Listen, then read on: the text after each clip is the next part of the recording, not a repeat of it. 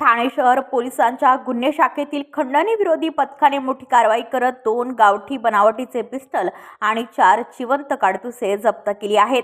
गोपनीय बातमीदारांकडून मिळालेल्या माहितीनुसार 18 जानेवारी 2026 रोजी पहाटे 5:56 सुमारास वागळे स्टेट ठाणे पश्चिम येथील इंटरसिटी मॉलजवळ साई पान शॉपसमोरील फुटपाथवर ही कारवाई करण्यात आली.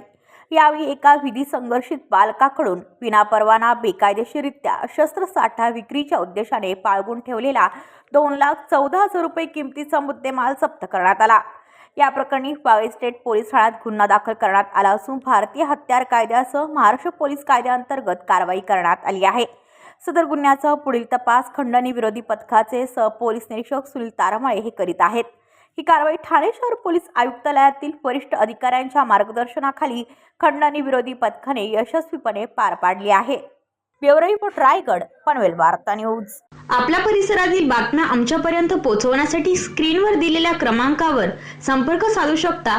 दूरध्वनी क्रमांक 8652414343.